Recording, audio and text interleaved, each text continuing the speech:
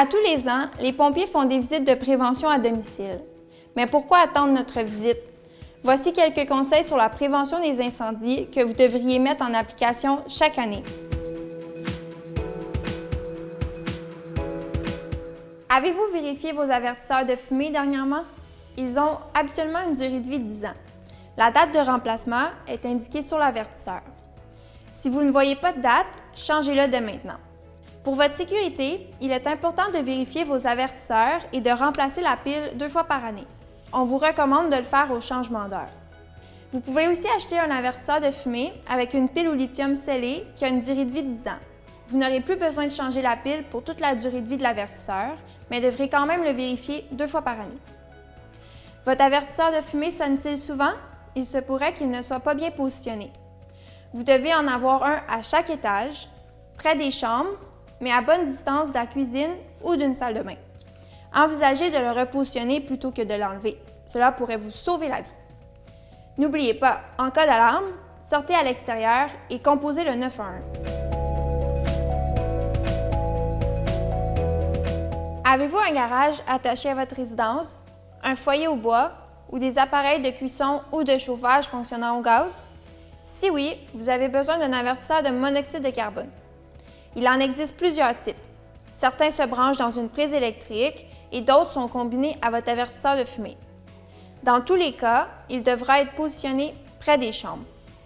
Encore une fois, en cas d'alarme, sortez immédiatement à l'air frais et composez le 911.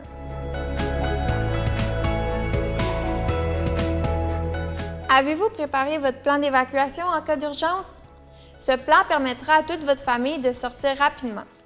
Impliquez vos enfants dans la création du plan.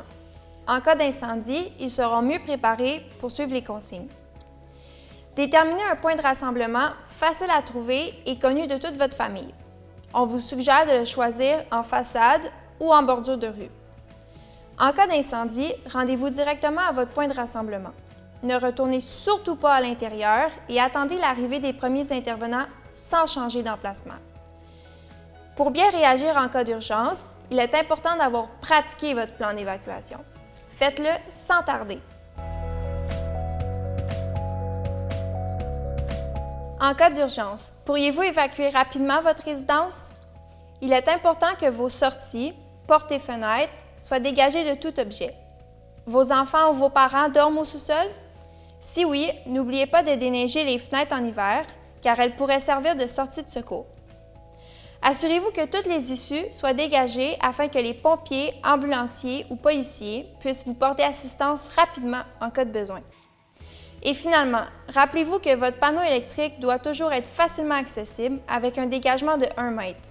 Cela réduira les risques d'incendie et facilitera le travail des pompiers. Besoin de conseils supplémentaires en prévention incendie? Visitez le site web de la Ville au www.sainte-thérèse.ca. N'oubliez pas, en cas d'alarme, sortez à l'extérieur et composez le 911.